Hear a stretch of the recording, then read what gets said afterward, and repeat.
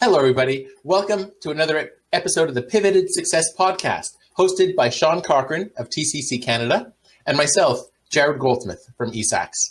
We're very pleased today to welcome Greg Matthews from the Royal Bank, RBC. Greg, thank you so much for joining us today. Thank you. So, Greg, let's back up a little bit and talk about your background. What do you do with the bank? How long have you been with them? And, how is the bank adapting to COVID these days? Sure, thanks. I've been a proud banker for 17 years now with RBC through many different roles on the personal side, the business side. The majority of my time on the business side is where I found my passion in the bank, is working with entrepreneurs. And so I've been an advisor, so in the general sectors, but also high tech. I spent 5 years with our KPI team, which was a lot of fun. And then in the last 5 years, I've been in leadership positions, and now I co-lead the Ottawa small business team with Dan Thiragannaratnapathy, who's my partner in crime. And so he and I lead over 20 bankers here in the Ottawa marketplace, and we're here to advise and support entrepreneurs across the city. Wow. That's great, Greg. So, sorry, Jared. I was just going to jump in. You said 17 years with the bank? Yeah. So they recruited you out of middle school, I guess. That's it. I was just a wee one. That's wild. Right? They got me right out of grade school, I'm telling you. Well, you mentioned a team of 20. Is that all business focused advisors? Yeah. So our team is just business, and we have a bit of a segment that we work with, but we're generalized, meaning we have no sector specific advisory in our group.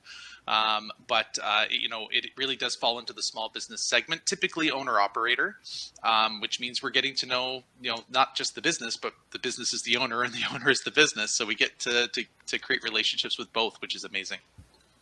So you really, about all the people out there, all the bankers, because you deal with other bankers who specialize in entrepreneurship, you have a really good pulse on what's happening these days, I'm assuming. Well, I have a pulse, right? Because it's still going to be a perspective based on our client base. Yeah. And I would say that, in Ottawa, it's been one of those interesting rides. COVID. It's obviously been the beginning, which was incredibly challenging. It was trauma, really, when you think about it. There was grief as we were realizing everything was kind of changing around us. And then it's been that recovery mode, even though we know the light is very much at the end of the tunnel now. We're all feeling quite a lot more positive, about the future. But up until a few months ago, it was still very, okay, what's, not sure what's going to happen and how can we get through? And really what it did, it forced our teams to come back to fundamentals, which is really around cash flow, right? It's the simple stuff around, if I think the business side and the banking side, cash is king. And, if you don't have either reserves because you've saved from the past, that means that your working capital is just unfortunately, potentially going away if you don't have the revenue coming in. And so part of our role has been helping businesses identify what that looks like, because not everyone sees it or understands it, right? We're happy to help to, educate around it, but also what are the solutions? What are ways that we can bridge people from today to the post-COVID world? And really that's the discussions that we're having with a lot of clients today. For those who are impacted still, is where are you today? Where do you want to be here in the future? Some people are saying, you know what, maybe this isn't the way I want to go. And they're saying, I'm going to call it early and I'm going to do something else, which is fine. That's business decisions. But for those who are saying, I want to make a go of this, I'm proud of my business. I see the light at the end of the tunnel. With partners like the government, partners like Invest Ottawa, partners that are out in the community that are supporting entrepreneurs, we're helping businesses bridge today to the future. Do you think that there's some sort of the new normal, the status quo? Okay, it's just we're going to get through this. We're going to get into our routine of COVID. We're saving, we're not spending, we're doing this, that, and the other thing. Do you think that would stifle the type of creativity that entrepreneurs might have? I think it's causing them to reflect. So it's a bit of a pause mindset, which I don't think is a bad thing. I think everybody should take time to hit the pause button, not for long, but take a moment, step back and say, where am I? And where do I want to be? Which I don't know that anybody, even on a personal level, I don't know that we do that often enough. I think we really just run ahead. We're always chasing something, and we're not always, fully thinking about where's that future state. But even more importantly, how do I get there? Because once you identify that goal, sometimes it's you can't do it on your own. And so who do you need in the community to help bring you there? And your banker might be one of them. Yeah, it's interesting. You say, squirrel. Everybody knows entrepreneurs always look ahead and there's a flashy light. We're always thinking. But yeah, putting pause button and reflecting. I think that's a wise observation. You talked about the personal aspect, Greg. Yeah. Now let's put the banking hat aside and let's talk about you as the Greg Matthews individual. How were you affected by COVID? I think like I mentioned earlier, I think we were all affected with the sheer pace at which life changed. My wife and I have been very lucky. Yeah, it was overnight, and I think my wife and I are very lucky. We've had the privilege of being able to work from home, which is a privilege, and we acknowledge that. Were you working from home prior to COVID?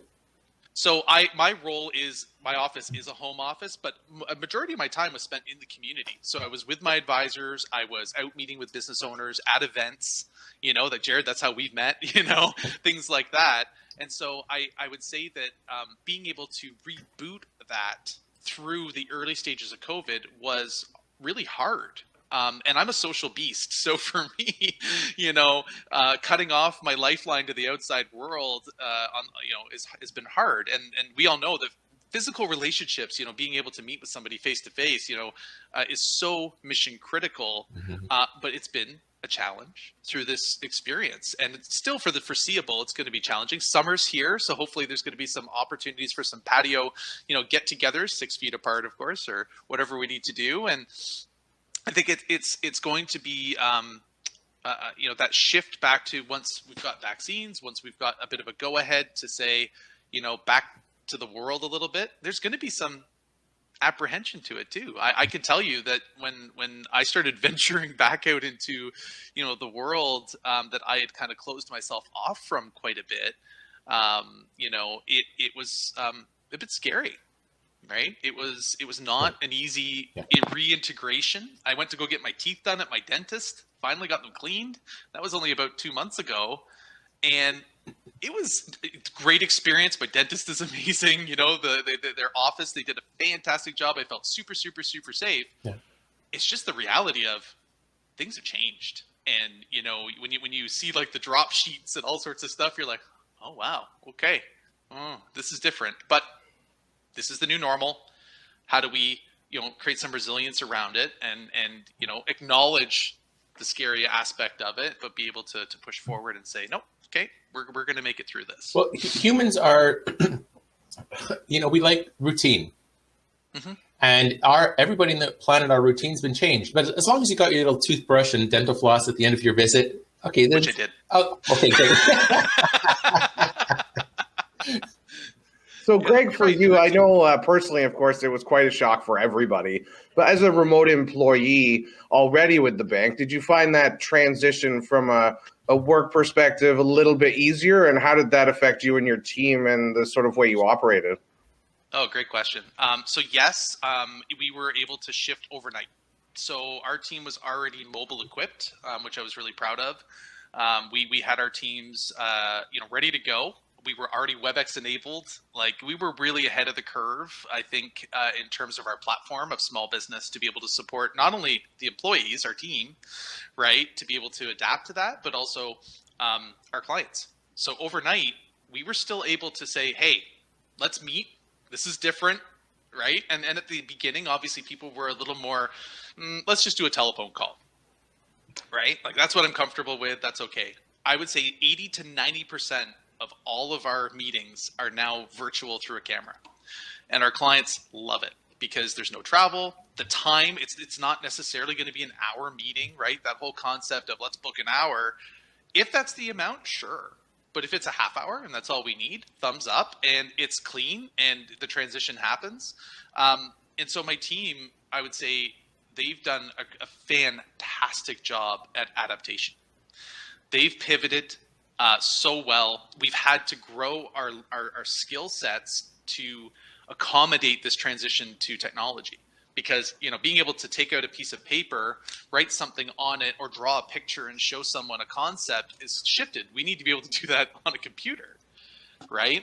And so that has been part of our skill builds, the ability to do that. One of the biggest things that I'm super proud of with my team through this adaptation and shift, we put in place 3 committees, right, to help us forge through, and we still have them going right now. And it was employee experience, client experience, and learning and development. And this was because COVID started. Yeah, so we had aspects of this before, but what we did was we took a step back. We knew this was happening. We said, where can we focus, right? Because I think we can all agree there's a lot going on when this happened, and where can we dial in so that we can provide the best experience, not only for our employees, because this is jarring to them, to our clients, because this is jarring to them. And I mean, you could appreciate, obviously, that our entire portfolio was affected. Every single client, in some aspect, they've been affected by COVID, some positively, right? At the beginning, everyone was like negatively affected for the most part, because, you know, we don't house the high tech teams on our group, right? That's a separate group that manages those. So they saw gains because, you know, it's the shift to digital. But our team's ability to learn what they needed to learn, we were able to focus on helping them become confident that they could really give real advice to clients that are in a very struggling state. And one of the first things we covered was empathy, right? Not that we weren't already good people, right? I feel like we got that down pat, but in the COVID environment, it's what are they going through? And when we're not the entrepreneur ourselves, we need to understand that. And so that was our first step, was really just getting under the hood of how you feeling, which seems like a funny question to ask. And now we're kind of not past that stage, but it's less about that and more about, well, we've acknowledged how you feel. It's now what are we going to do about it together, shoulder to shoulder, to help your business get through this? You know, I'm really encouraged, Greg, because a lot of the times we hear of the huge businesses, you know, RBC, they're such a big business, it's going to take them months to do anything. But you guys, you revamped your 3 committees, you just changed on the fly, you got together, you brainstormed, and you just changed overnight as a bank. That's incredible. That's really, really neat. Well, and kudos and a shout out, and I bring this from the bottom of my heart. I've worked in the branches. That's where I got my start in my career. I was a teller. Yeah. I was a personal banker. I was a branch manager, right? And I kudos and hats off to all the retail bankers that are in our groups and our teams, because they've kept the ship running. They have been in the branches from day one. They're essential workers. There has been a significant digital shift for them. It took a little bit longer because it wasn't the norm, to your point, right? But now they're at a state where, you know, a good chunk of the teams in the branches are also working remotely, all for safety. I cannot be more proud of this organization from how quickly it was amazing. I was on some of these calls right at the beginning of COVID, and to see the speed at which the organization adapted organizationally. Yep. I think it was something to the tune of over 70,000 people went work from home, right, in the span of just a few weeks. And it's so impressive that we not had the foresight of a pandemic, but we had the foresight of digital enablement. We had the foresight of digital is the future. And our senior leadership, our executives, they've been charting that path for quite a few years. And we've been seeing it come out to the market. And my team, I think, benefited because, like I said, on a dime, you know, we were able to continue business with our clients overnight. And even when you look at our retail teams, like, it's a very different day. And they've adapted amazingly. You know, I'm thinking ahead, you know, once all the textbooks are written or starting to be written, and the marketing aspect and the business, hopefully they'll use RBC as an example of how a huge business has changed overnight to the conditions.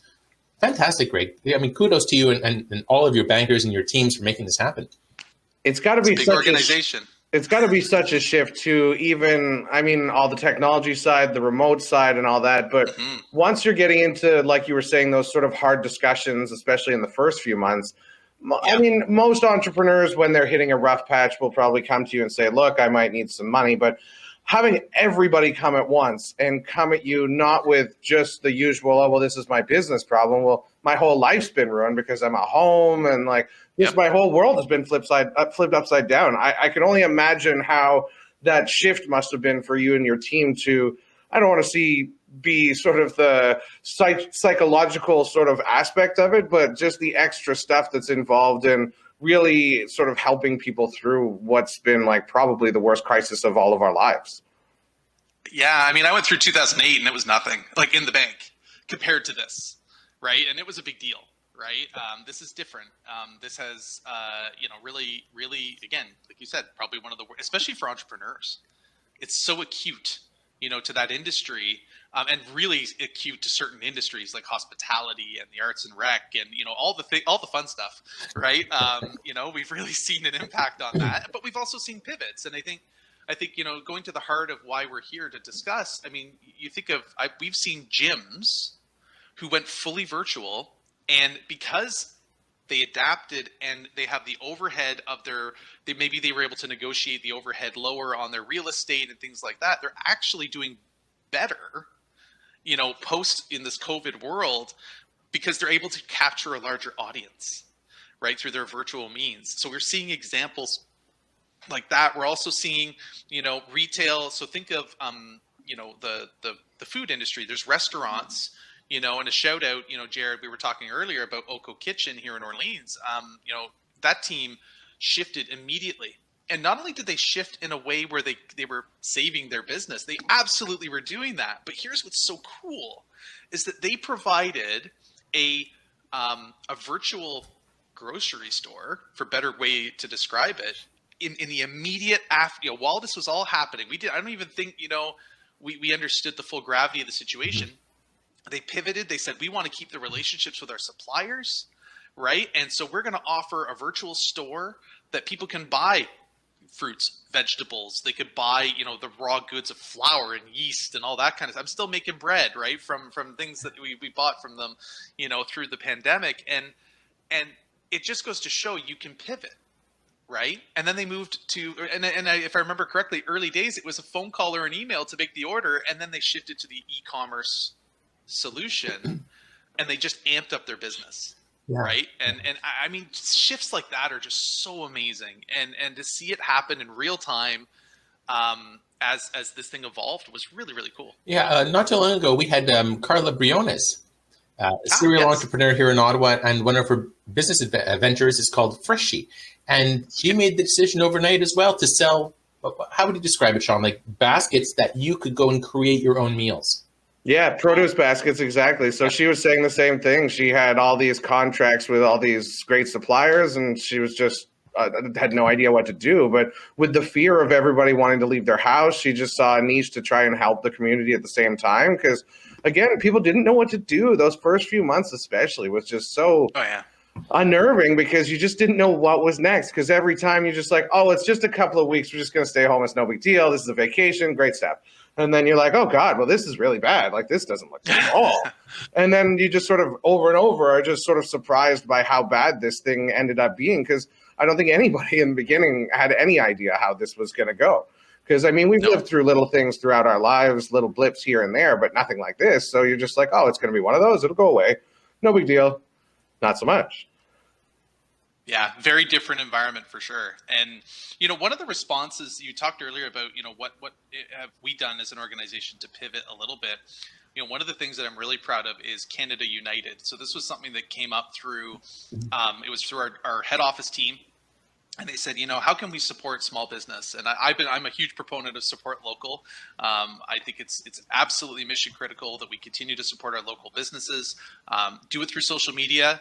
Get the bullhorn out, share, because I think every time we do that and you get eyes on, you're hopefully creating a client for that business. So please, everybody, if you get the opportunity, tweet it out, put it on Facebook, go into LinkedIn, everywhere you need to, Insta, whatever you got to do, get that word out.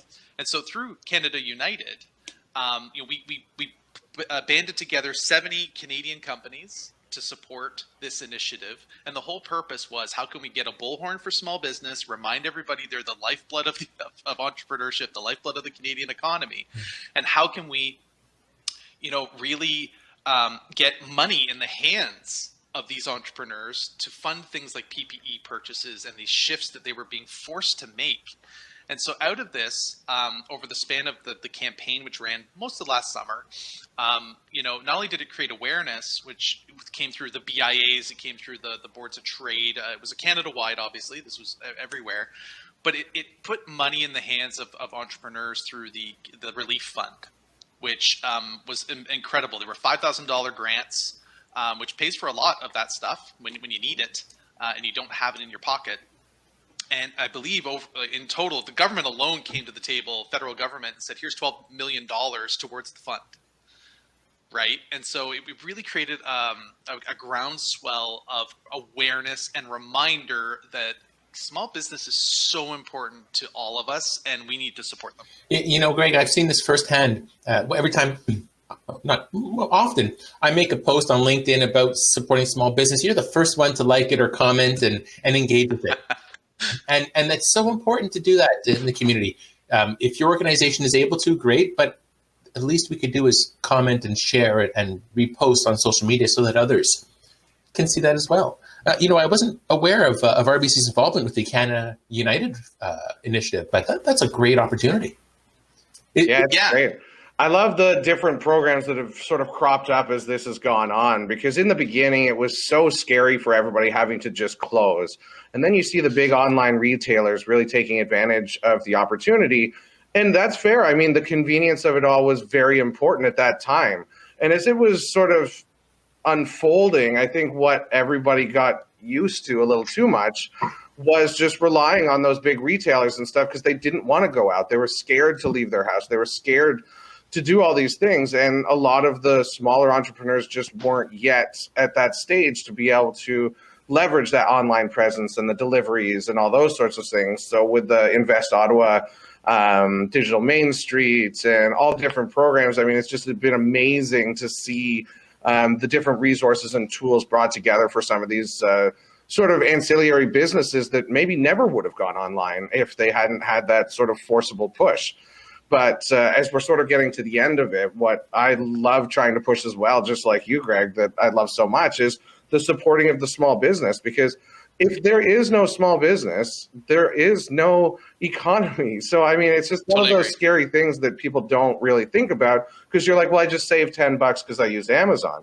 And it's like, yes, I know. But when you go downtown and you want to walk through the stores and all that, and there's just nothing left, what are you going to have then? And that's the scarier part as we sort of push to the other side of this awful pandemic.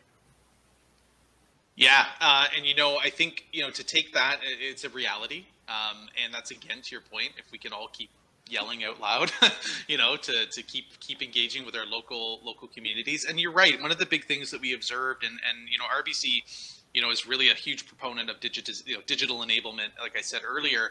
And part of our advice piece is, so what are you doing as a business owner to enable your clients to be able to access you digitally? Because you're right. Not a lot of people are willing to even drive up or I shouldn't say that, but go peruse a store right now. There is that angst and that apprehension.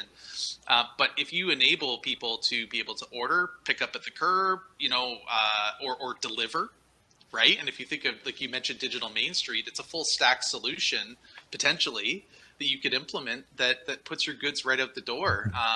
And so, so that's a really good point. Absolutely. Now, Greg, what are you most excited about? Let's say, well, now at this day and age right now, and let's say 6 months from now. Yeah. Well, first, vaccines. Go get one. So I think when we're all walking around and we can feel a lot more confident that we've got that shot in our arm, I think we're all going to feel a lot better about the situation. But from a business perspective, it's two things really. One is startups. So I think we can all agree that in the times that are the darkest, there's always some light, and the light that I've always observed is startups. So people have been sitting through COVID, maybe out of necessity. Right? Maybe they just, they're the industry they're in is maybe still fully affected, and they're saying, I need to make an income. How do I make a go of this? There's government programs, thank goodness, to help support, Canadians that have been affected by this. And I'm really happy we have those, both for business and personal. But I think you've got some people that are saying, no, this is my chance. this is my shot, right? And so now is the time to start talking with your, the advisors around you, and just starting with simple stuff like doing your homework around startups. And I would say, shameless plug, rbc.com/business. I'm really proud. On that landing page, there's actually a whole startup section that you could click on. We use it as part of our discussions with clients because it's actually robust enough that we could say, this is going to help inform you on some of the things to think about. It's not about financing is important, absolutely, because some are going to need it, not everybody. But the foundational elements of business, and it's not about making a 40-page business plan, but it is about understanding, what is the business, who are my clients, these simple things that sometimes we don't always think about, and give it, again, pause, reflect, do a little thinking about it, and really be able to come out stronger because you've put that time into it. And I would say the best startups, we're seeing startups, we're funding startups, and we're funding startups that are in industries that you'd think, what, really? Like restaurants. We're funding restaurants. Absolutely. Right? There's new types of businesses. There's franchises that are coming to the market that maybe are actually COVID friendly, if that makes sense, right? And so startups for me are absolutely the place that I would say, going back to the economy, right, and saying, it's the lifeblood. Startups are the beginning of that lifeblood for everything. So, people think, probably a lot of people think, oh, banks, they're my grandparents' generation, mortgages, loans, savings accounts, that's about it. But hearing that RBC has a whole section for business resources, that if you go with RBC, great. If not, no worries. Here's something that you could help to either launch a business or help with your future successes.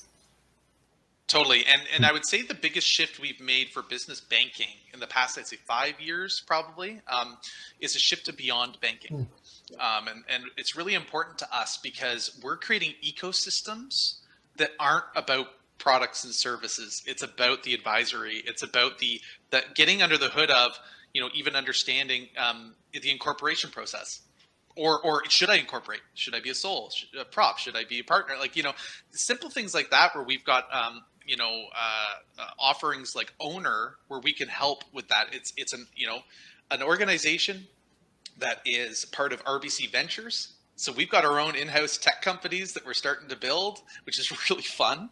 And seeing those come to actual market, such that we can say to our clients, hey, have you thought of X? And it's not about loans. It's not about, bank accounts and all that type of stuff. It's really about how can you digitize, how can you get your business up and running in a meaningful, quick, efficient way that still gives you the advice along the way. That's just one example. Wow. It's great to hear such forward thinking from the bank and as a resource. I don't, how often do people think, oh, yeah, for business advice during COVID, I'm going to call my banker. No, but you guys are changing that. I hope so. Yeah. And we want to help all entrepreneurs, right? So at the end of the day, it comes down to reach out to your bankers and ask for the help. Don't be afraid to ask for the help. I think that's number one. And don't be afraid to put up your hand and say, I need some advice. Your bankers are always there to help support. And it's not just with products and services. I really got to stress that. It used to be kind of the old school, as you said, kind of banking model. And now it's really from an advisory focused model, which is a lot more fun because if we give really good advice, we're going to grow your business and we'll grow our business at the same time. Win-win, right? Win-win. So, Greg, looking sort of 6 months down the line, let's pretend everybody's inoculated and everything's good. What is it that you're looking forward to most? Maybe not even from a business perspective, but personally. Yeah. I miss travel. Yeah, my wife and I are travel aficionados. We pre-COVID, we've been all over the world, and it is something that we were supposed to go to Italy in October of last year. Definitely didn't do that. Thankfully, got all of our money back, so that was good news.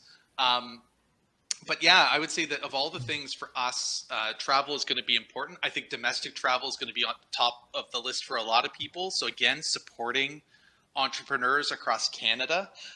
So we're looking forward to the ability to do that once we get the all clear from our governments. And, I can't wait to go back to the East Coast. I can't wait to maybe take a road trip somewhere just because I need to get out of my house. And that could just mean short stints. It could mean going to Merrickville. It could mean, going and getting some gelato. It could be, the simple things that maybe we've taken for granted before. And now, again, with the lens that I just keep saying to everybody I know is, think about how you can, maybe your destination is to support a specific business, right? And it's simple things like that will continue to help all the entrepreneurs in our Actually, Merrickville has a great jazz festival. I played there a few times over the years. So it's exploring these little towns. They could be 45 minutes, an hour outside of your town. Mm-hmm. Take a day trip out there. You never know what you'll find. I definitely never know. And sorry, go ahead. Go ahead, John. I was just going to say, I really hope that everybody does use this opportunity to look at their life in general and the little things and really enjoy those little things. A silly trip out to Merrickville to hit the antique stores or go see the Jazz Fest or whatever it is so much more exciting now that you've been trapped in your house for a year, not allowed to do anything. Go get groceries and just stay home. So, I mean, it's hopefully going to open up such a great new world for people to enjoy everything rather than, Yeah, it doesn't have to be the big trips, right? And I think that as much as we will hopefully get back to that sooner than later for us, even things like gardening, we started before COVID, but we really kind of last year was a bit of a good mental thing for us, right? Where we got to really grow our garden out, and I'm looking at the icebergs in my backyard still, and I'm going, not quite yet, but I know it's coming, and even things like I'm already looking at where can I go and get my stuff, right? So I'm looking at Robert Plant just down the road from me, right? Great greenhouse here in the area where I can go get my seedlings and start building my garden. And it's the little things like that. It's home renos over the summer and saying, how can I support, more independent businesses and not necessarily, buy from the big box just because we have a choice. And Sean, one thing you mentioned earlier was about saving that $10. And I'm at a stage where I think because of the conditions, I'm okay spending that extra $10. I'm okay with the premium, so to speak, that there is from a local business because they need it. They need it right now. Yeah, when we were privileged to welcome Su Ling Ching from the Ottawa Board of Trade the other day, and one of her speaking points was, look, the Amazons, the Googles, all the big box stores, do they support the local, charity in your organization, the minor league teams in your community? Most likely not. Right. No, that's well put. And I think we can all point to those businesses because part of a business's, not brand, but who they are, right? So their real foundation is often rooted in how they give back to the community. Yeah. So it's really important. Go on their website. I guarantee it's there. I guarantee they talk about what they're proud of and the other things that they do in your local community. Yeah. Now, Greg, RBC's adapted so efficiently and effectively over during COVID. What about the future of RBC? Mm-hmm. Well, I think it goes back to, for us, again, I'm really proud of the pivots that we've made, and I feel like we've been ahead of the curve for us, as an industry. And to me, there's two layers to this. The future is, again, I talked about startups. So I'm really excited for my team to be able to dig in with people who have these amazing ideas. We're coming out of COVID. How can we go to market and how can we support you? Right. So I'm really excited about that from an organizational perspective. I'm excited for I guess, being here for the business owner going forward. And so here's the other thing to think about is that you mentioned the comment earlier at the beginning, which is a lot of doom and gloom. I think we need to start celebrating some of the businesses who've done well. I think that we need to really focus in on, COVID, I don't want to call them COVID hero, but say who's really rocked it. I'm not the branding guy. That's probably better for you, Jared. I'm not that guy, right? But who are some of these folks in the community, and I know that's why we're talking today, is how can we bring those people out of the fog maybe they've been in, because I bet they don't think they're being successful. I bet those businesses still think that they are stuck in the COVID world, and that, they're looking at their bank accounts and they're looking at, the situation, and it may not be perfect for sure, but even at the best of times, we know in entrepreneur world, that's not always going to be perfect. But who are the folks that we can, give a pat on the back to and say, good job, you crushed it. Like, you're getting through this thing with lights at the end of the tunnel. We're going to get there together. and you can tell the battle scar tales, 20, 30 years from now of how you made your business, survive through COVID, but not only survive, again, who are those that have been able to survive and thrive? The way I see it at the end of this as well is, if you are able to weather this disaster, I mean, what can't you do? After that, I mean, if you were able to pivot and succeed, or even just hold on, I think you've done an incredible job, and I think it's amazing. So for anybody to have succeeded at the same time, I think those are the people that really need to get out there and say, look, it is possible. We are doing well. No, of course, we're not doing as well as before COVID, maybe, but we pushed through, we're doing well, and we see the light at the end of the tunnel, and we're all going to get through this. So. Mm-hmm. Yeah, I agree. It's the shoulder to shoulder, arm in arm, right? Entrepreneur to entrepreneur. And I think it is about being able to give each other a pat on the back. And again, Jared, we talked about this earlier, it's not about being afraid or quiet about the success, because quiet success, I mean, is good for those who want to keep it that way.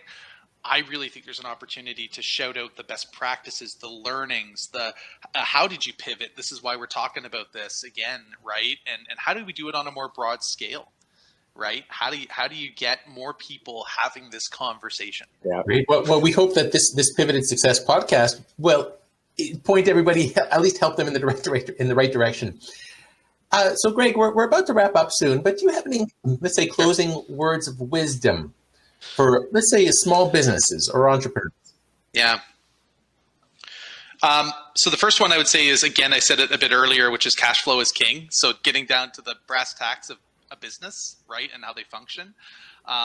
Be aware. You don't have to be an accountant. You don't have to be an expert in, nuclear physics to figure this stuff out. There's lots of tools that are existing. Like I said, on our website, you can go there. Any of your banks will probably have a website like this, or tools around cash flow. I know we just launched a brand new one today. I just got the news for it. I haven't even looked at it yet. But I'm excited to see, how business owners can understand their businesses maybe a little differently than they have in the past, by thinking through that one lens. If they understand that, because I mean, sometimes it's for some people, they go, oh, well, I have money in my bank account. I'm doing really well. And for sure, thumbs up, that may be true. But how do you have money in your bank account? I think is the question that you want to ask yourself, and understand it. So if I were to think about not just where we've been on this crazy journey over the past year, but where we're going, it's about understanding how have you been able to make money through this, pandemic, and then how can you apply that knowledge to a day where the shackles come off, so to speak, and how can you, maybe come out of the gate roaring in a different way than you thought you could. So I would say that's definitely one of them.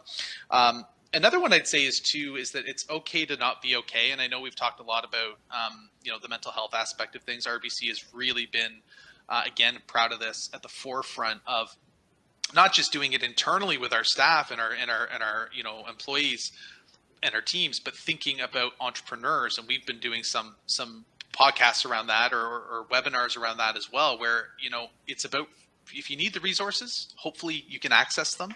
And it's find someone to talk to. I think it goes back to, as much as entrepreneurs don't want to shout from the bullhorn that they're doing well, I think that it's the flip side too. If you're not doing well, not just maybe with your business, I think it's important that you find the supports that you can to have those discussions. It'll make you feel better, hopefully. And I think you talked about it, Sean, right at the beginning. Small business it's the economy. Small business is the Canadian economy at its foundation. So if you're a business and you don't have even a social media presence, you may want to consider thinking about how you're being accessed if you're struggling, or maybe you're not where you want to be with your business. It's thinking about where's your clients, where are they, how can you access them. Me, putting a post on LinkedIn is helpful on a bit of an isolated, scale. But if you think about the different companies that exist out there to give advice, Digital Main Street, I think, included parts of this concept, to really give you a more broad-based voice and how you can access those new clients. I mean, I think those are three things that I would say are really, really. I want to touch on something that you mentioned. Just in passing. You talked about, marketing to where your clients are. And I think this is a really important point. I don't think it's a matter of, build it and they will come. You can have the best product in the world and service, but who's going to see it? It's a matter of marketing to where your prospective clients are. So, Greg, you've probably forgotten more about business than most of us have ever learned. And just in passing, you mentioned that one little tidbit, and that's such an important part. So I encourage anybody out there to get in touch with their RBC financial advisor, talk to them, see their website, and see how you can learn to change your business model or make it even better. Jared, I got one thing I got to say, and it's a huge thank you to you. Okay. Jared, right from the beginning of all this, you and I, we've known each other for a while now.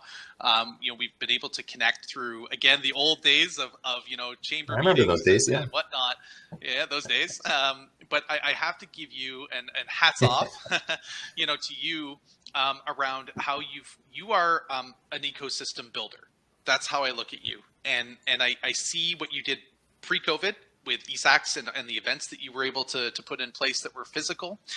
You pivoted. You understood, you got your head around, you jumped onto the virtual platform, I think, before anybody was even thinking of things like this. Okay. You are a prime example to me of someone who gets you got the need.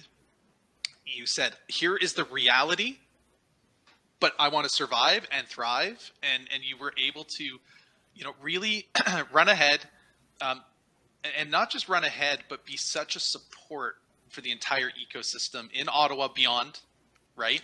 And I know that the work you've been doing has been keeping some people sane. You've really been able to keep those collisions happening, which right now in a virtual environment are really hard.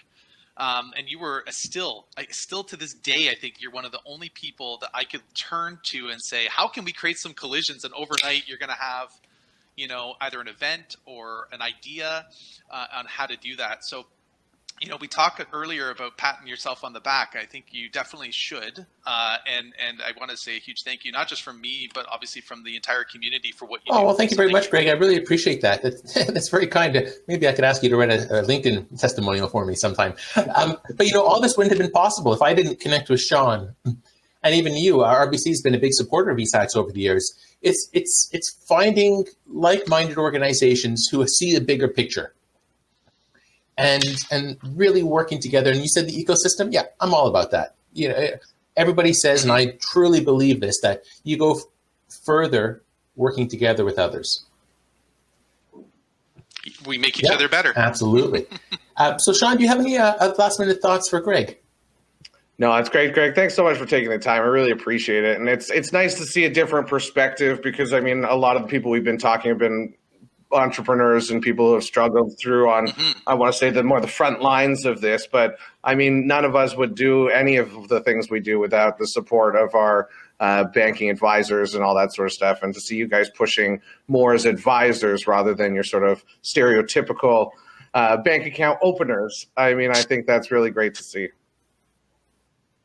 Yeah, I appreciate that. And again, it goes back to our people are what make us amazing. I've got an incredible team that I get to work with every single day, and their job, their role, and their passion is to support entrepreneurs, right? They're all there because of that reason. And so I'm excited to see, like you said, what am I excited about? I'm really excited to see, what the future holds with the light at the end of the tunnel. And I know that they are all in a place that they could give you something that maybe, like you said earlier, Jared, right? Those little nuggets that sometimes come out of a conversation, 100% confident there's a nugget or two in there that they're going to help you think about. Great. Sure. Thank you so much, Greg. So how can somebody get in touch with you, Greg? Great question. So if you want to reach directly to me, you can either go through LinkedIn. Happy to connect. Happy to chat. Also, you can feel free to send me a quick email, greg.matthews@rbc.com. Happy to help. And I will help direct you to who you need to speak with. Again, we've got a massive team here in Ottawa to help support entrepreneurs. And I'd love the opportunity to have you in front of Well, thank you so much, Greg. So today we were very pleased to welcome Greg Matthews from the Royal Bank of Canada, RBC, on our Pivoted Success podcast, featuring Sean Cochran from TCC Canada, myself, Jared Goldsmith from eSAX. Wishing you all the best and stay safe, everybody. Thank you so much for joining us.